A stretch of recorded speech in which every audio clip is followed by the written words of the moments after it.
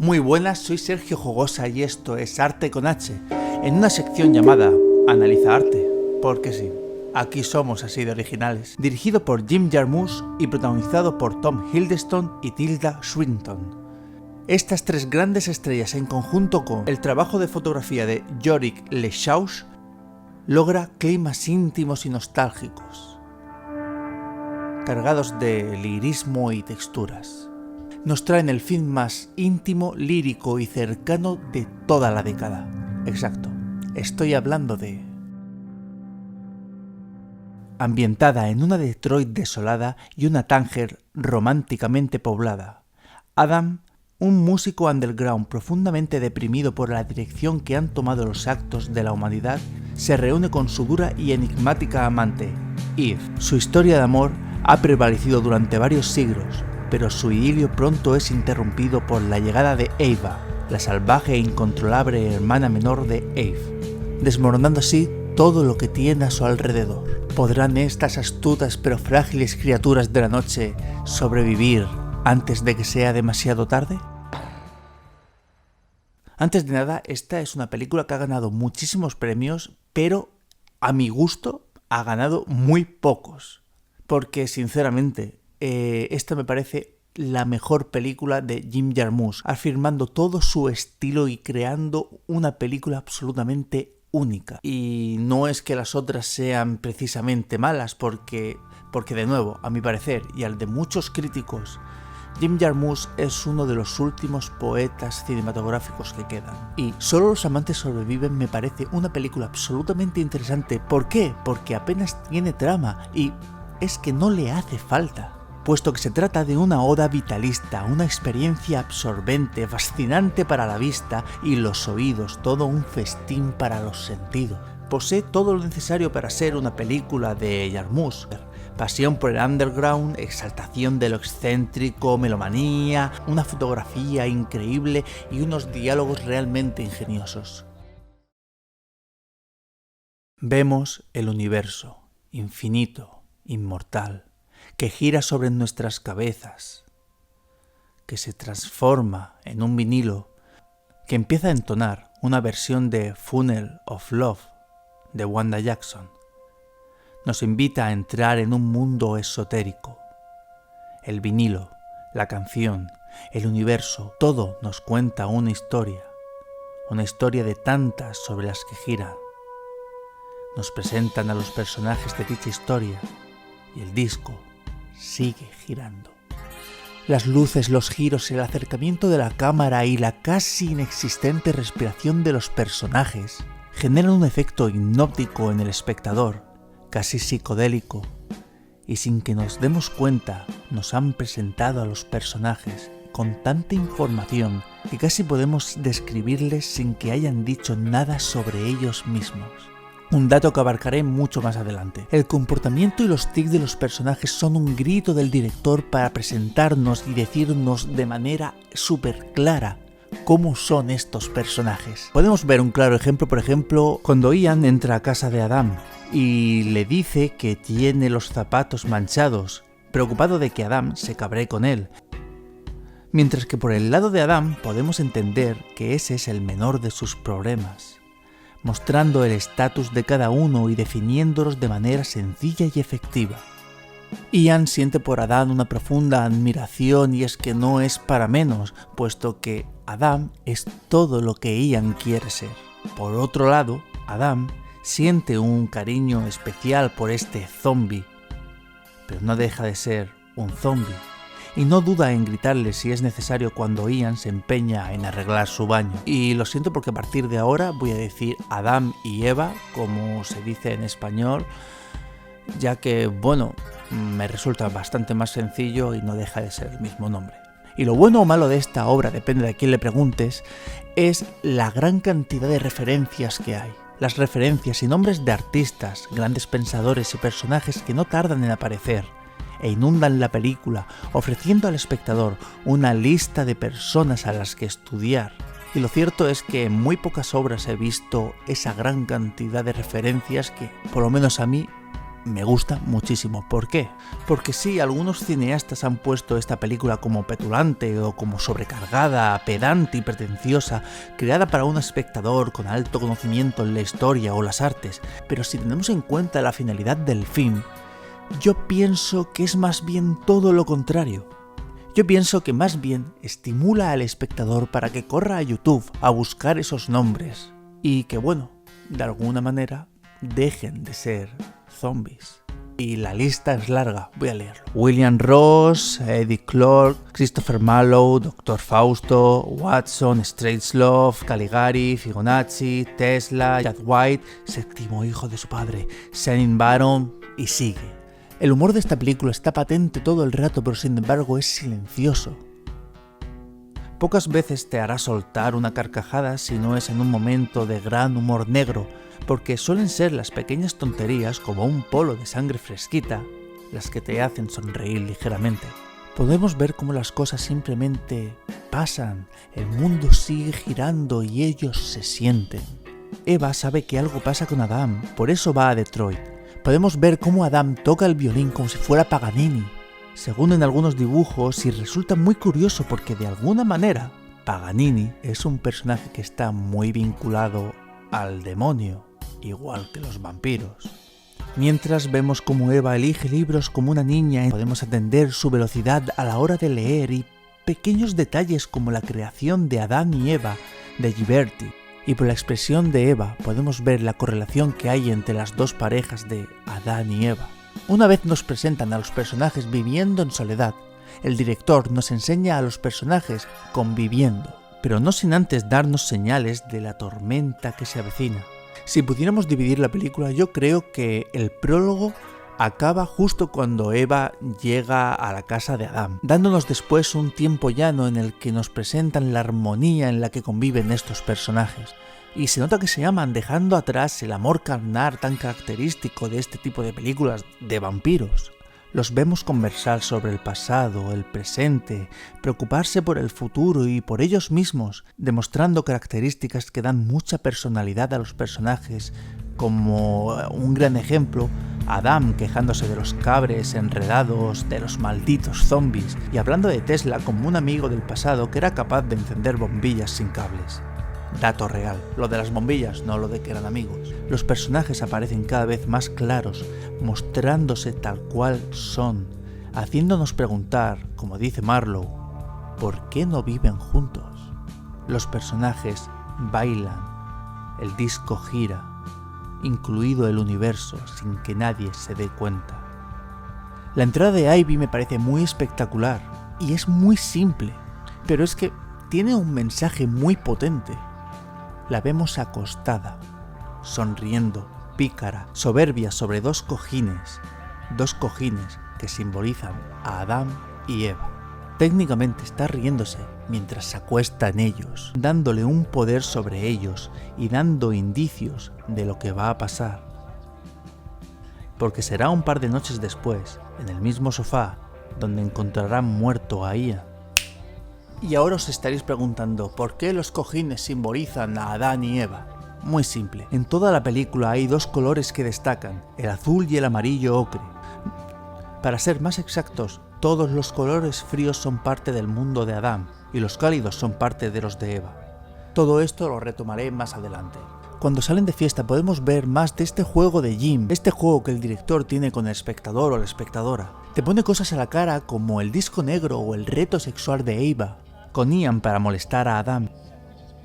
No está diciendo que el disco sea de Adán, pero lo intuyes, porque la música aparece de improviso y se genera tensión con un juego de miradas. No es tan explícito, pero no deja de ser otra distracción para lo que realmente Jim quiere contar, porque los sucesos no importan. Ya en la casa, sabes que algo no va bien. Adam quiere que Ian se vaya, no por él, sino porque no confía en Ivy. Y hace bien, porque tras despertar nos encontramos con un Ian muerto y vemos que Adam no es tan frío como parece. Quería a Ian, era un amigo. No le vemos llorar porque a saber a cuántos amigos ha enterrado. Está acostumbrado, Él sabía que esto iba a pasar antes o después, y lo más interesante de esta escena es de nuevo el tiempo que el director se toma, dejándolo todo tranquilo, de manera que parece que casi nadie respira. Tras echar a Eva, comienza la última parte, sobrevivir. Adam ya sabe qué hacer, están acostumbrados a desaparecer, aunque hace tiempo que no lo hacen por estos motivos. Adam lo deja todo en Detroit y vuelan a Tánger sin sangre para subsistir. Notamos cómo el ambiente cambia y los dos se encuentran moribundos. Adam cada vez está más y más agotado. La supervivencia se hace cada vez más y más presente en conjunto con el apoyo con su pareja, que literalmente se apoyan entre ellos para seguir andando. Marlowe es el más anciano de los tres y muere, mostrando su mortalidad. Se acaba una era, ellos siguen vivos. Al final no sabemos qué sucede. Sí, sabemos que Adam tiene un instrumento nuevo, mostrando esa parte mortal, una necesidad de tener reliquias musicales, y sí, sabemos que estarán juntos hasta el final. Pero no vemos pegar esa mordida, aunque los veamos directos al asunto. La película termina y no sabemos si sobrevivirán una noche más. No sabemos si es un punto aparte o un punto final. Pero nada importa. Solo los amantes sobreviven se establece a sí misma como un tratado filosófico y ético, una búsqueda de, si es posible, las grandes verdades de la contemporaneidad, a los ojos de unos seres que han vivido la historia y no olvidan nada, que lejos de encontrar verdades exactas, pone al espectador en dudas buscando así un diálogo con los personajes. ¿Qué podemos extraer de su mirada sobre la humanidad y la evolución hacia la idiocracia que tanto temen? ¿Qué es lo importante y lo que no es importante de la vida? El mismo director nos dice: nunca he olvidado a la hora de abordar la historia que los vampiros son antes que nada personas. No han nacido vampiros, han sido transformados y por tanto no han perdido su factor humano. Para mí los vampiros no son una metáfora de los hombres, son hombres. Sin embargo, esos hombres a los que hace referencia han gozado de muchísimo más tiempo que cualquier ser humano.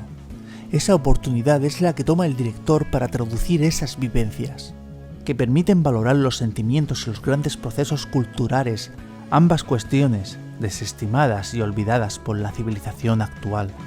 Todo es tejido a través de la literatura y la música, pero a estos humanos los llaman zombies. ¿Por qué? Porque como los zombies de Constantino Romero están destruyendo el planeta, porque de alguna manera ellos mismos se están infectando. Y por eso los vampiros necesitan ir a hospitales para buscar sangre limpia, porque cada vez nos envenenamos más y más. Porque nuestra sangre, como el mundo, se ha visto contaminada por la polución ambiental, por la mala alimentación y los malos hábitos de las personas. Los humanos son solo zombies que andan lento, son estúpidos, predecibles, no tienen fuerza ni inteligencia.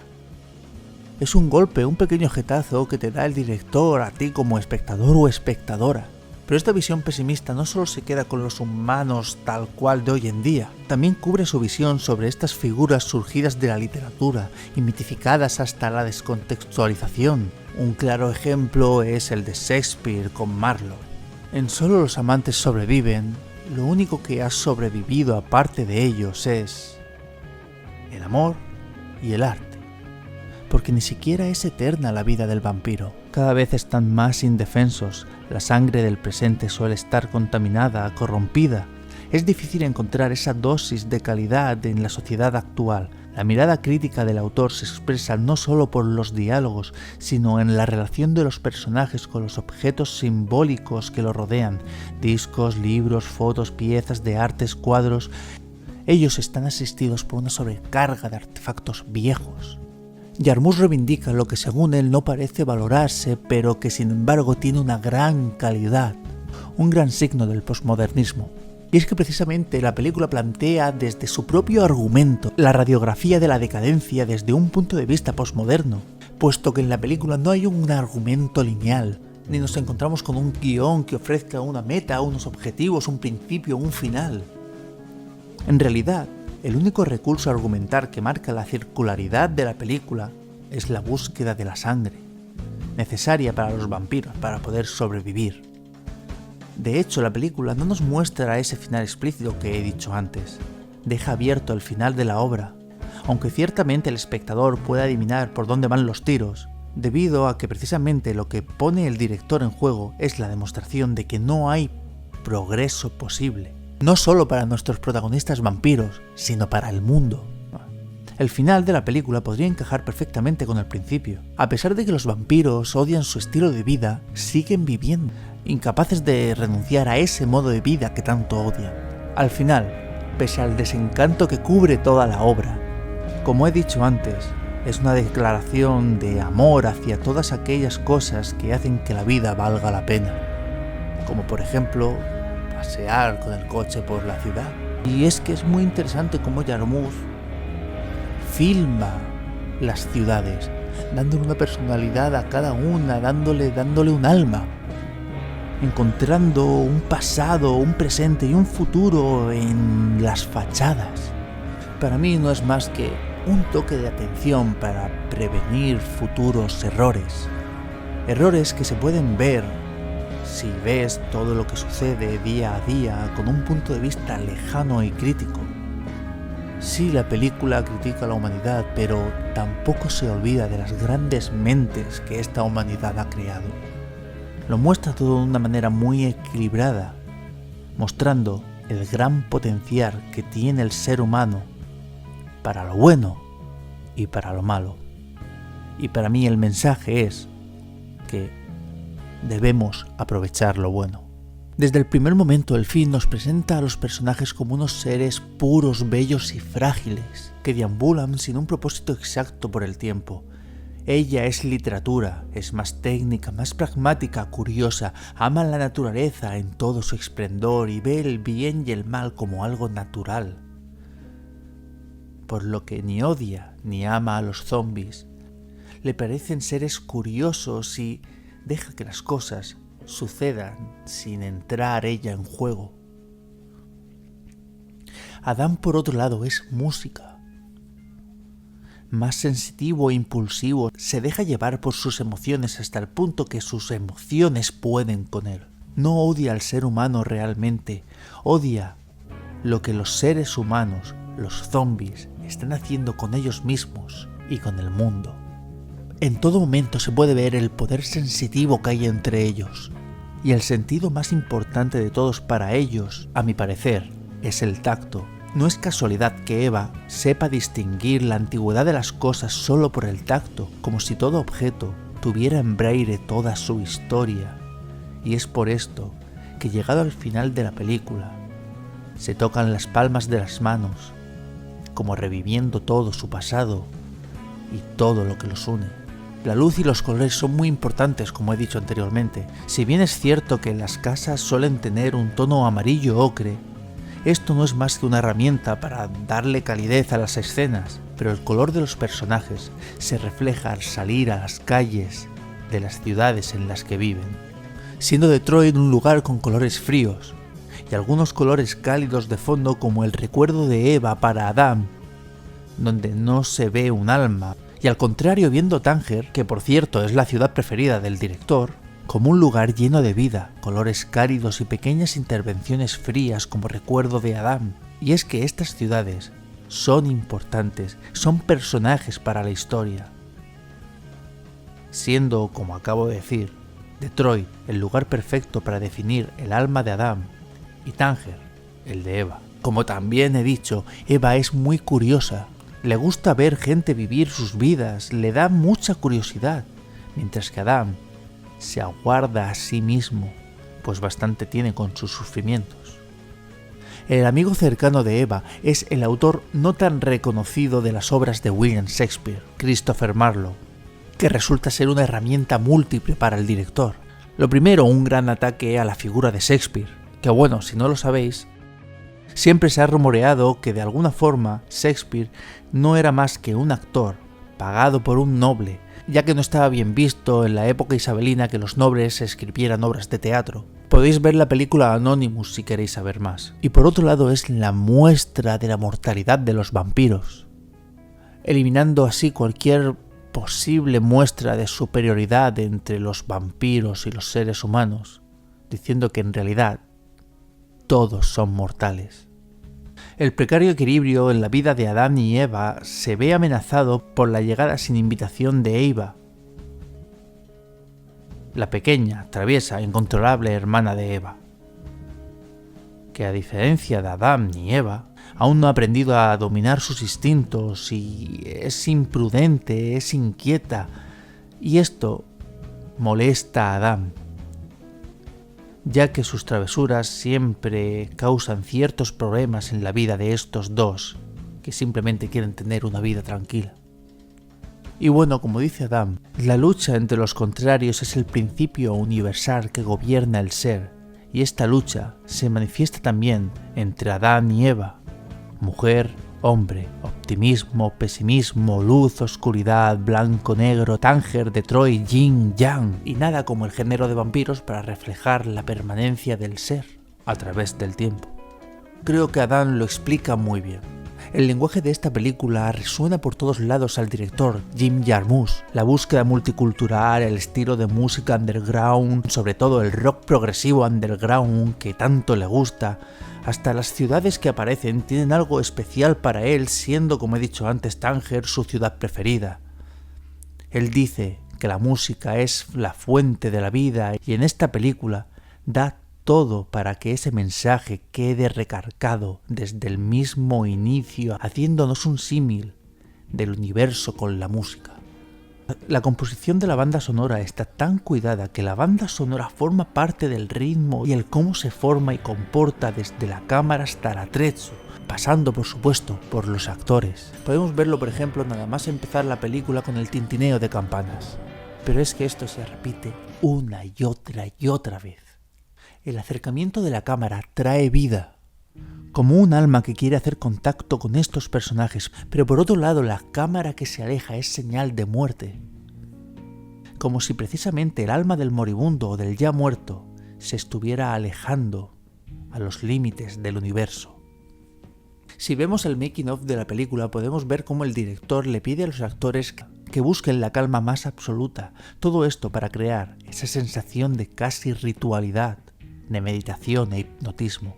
La obra no duda en lanzarte mensajes a la cara, pero estos mensajes tan poco sutiles solo son un espejismo para lo que realmente quiere contar. Está oculto en diálogos que podrían pasar como innecesarios o banales.